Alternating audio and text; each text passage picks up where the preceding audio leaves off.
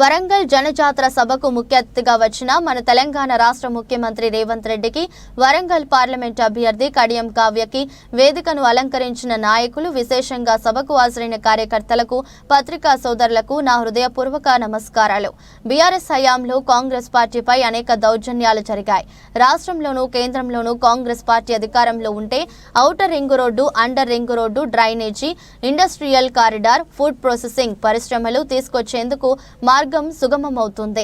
రాబోయే రోజుల్లో అన్ని అంశాలలో డిపిఆర్ తయారు చేయించి అభివృద్ధి కార్యక్రమాలను గొప్పగా చేపడతాం. సభకు నమస్కారం.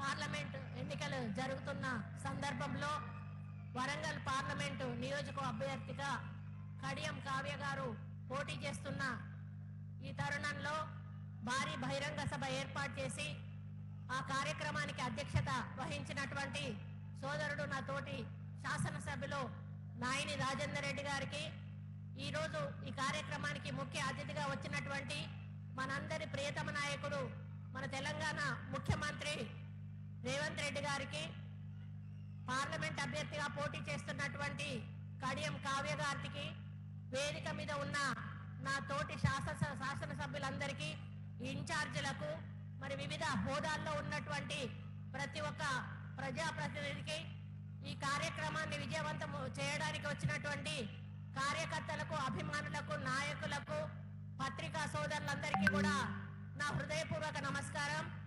సీతక్క చాలా వివరంగా ఈ ఎన్నికల్లో మనం కాంగ్రెస్ పార్టీని ఎందుకు ఎన్నుకోవాలి, బీజేపీ పార్టీని ఎందుకు ఎన్నుకోకూడదు అనేటువంటి మాట చాలా స్పష్టంగా చెప్పడం జరిగింది. ప్రత్యేకంగా మన వరంగల్ జిల్లాకు వచ్చినప్పుడు మనం గత ప్రభుత్వంలో ఎన్ని బాధలు పడ్డాము, ఎన్ని కేసులు పెట్టించుకున్నాము, ఎన్ని దౌర్జన్యాలు చూసామో మనందరికీ కూడా తెలుసు. ఎన్నికల పోలింగ్ రోజు కూడా మన మీద దౌర్జన్యం చేసి, దాడులు చేసి, పోలింగ్ జరగకుండా మనల్ని ఓడించేయడానికి ప్రయత్నం చేసినటువంటి రౌడీలటువంటి నాయకులు ఇక్కడ ఉన్న విషయం మనందరికీ కూడా తెలుసు.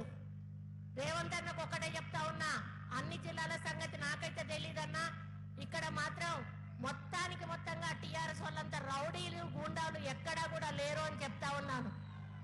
దయాకర్ రావు దగ్గర నుంచి మొదలు పెడితే ఈ రోజు బీజేపీలోకి పోయి నిలబడుతున్నటువంటి రమేష్ దగ్గర నుంచి మొదలు పెడితే, గండ్ర వెంకటరామారావు రెడ్డి దగ్గర నుంచి మొదలు పెడితే, మరి ధర్మారెడ్డి, వీళ్ళందరూ పొద్దున లేస్తే ప్రజల మీద పడి ప్రజల సొమ్ము తిని కోట్లాది రూపాయలు గండుకొని ఈ రోజు ప్రజలకు చేసింది ఏమీ లేదు అని చెప్పి తెలియజేస్తా ఉన్నాను.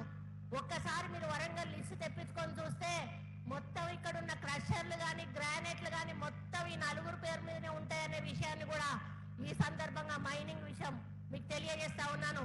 అక్రమంగా రైతుల పొలాల్లో వాళ్ళు ఇబ్బందులు పడుతున్నా కూడా వాళ్ళ యొక్క అధికార బలాన్ని ఉపయోగించుకొని రైతులకు ఇబ్బంది కలిగే విధంగా వాళ్ళు మాత్రం కోట్లు గడించుకున్న విషయాన్ని ఈ సందర్భంగా మీకు తెలియజేస్తా ఉన్నాను.